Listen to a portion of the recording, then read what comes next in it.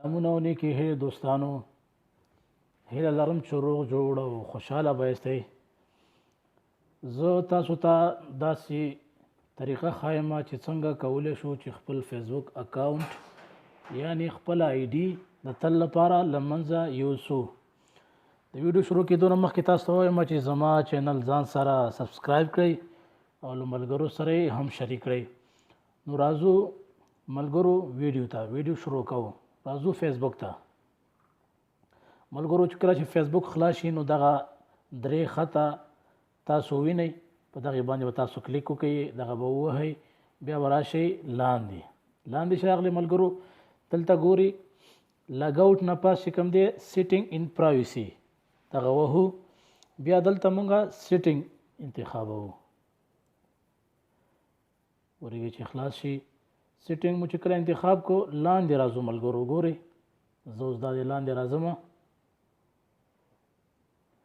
دلته لیکلي ملګرو اکاونټ اونرشپ ان کنټرول، په دې باندې موږ تاسو کلیک کوو. دې باندې مو چې کله کلیک کوو ملګرو دغه د درې آپشن موږ تاسو ته راځي. موږ تاسو پاس آپشن پریدو، دویم آپشن ته موږ تاسو راځو ډي اکټیویشن اینڈ ډیلیشن. ډي اکټیویشن اینڈ ډیلیشن دغه باندې موږ تاسو کلیک کوو. دوستانو دې باندې مو چې کلیک وکړو موږ تاسو ته دغه د آپشن راغلی، دغه پاس آپشن موږ پریدو، دغه لاندې ډیلیټ اکاونټ چې کوم دی دغه خانه موږ تاسو دغه سینی ډکوي. دغه خانه به دلته لاندې کنیکشن کانټیکټ ټو اکاونټ ډیلیشن کانټینټ ټو اکاونټ ډیلیشن باندې موږ تاسو کلیک کوو.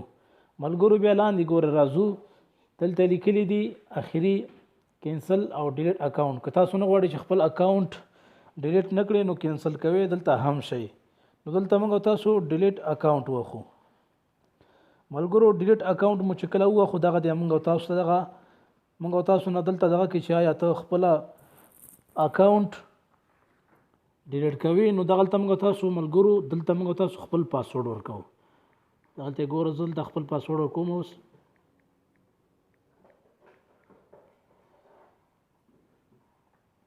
ګورې ملګرو دلته د خبره مطلب یعنی موږ تاسو ته په ثبوت سره رسوي چې آیا ته غواړې چې خپل آی ډي یا اکاونټ له منځه یوسي، نو که نه غواړې دلته کینسل هم کولی شي، یعنی که نه غواړې دغه کینسل هم ووهئ، او که غواړئ نو ډیلیټ یې کړئ نو موږ تاسو دغه ډیلیټ باندې کلیک کوو. ګورې ما ډیلیټ باندې کلیک وکړو ملګرو دغه دی ګورې موږ ته راغله چې ستا اکاونټ ډیلیټ شو.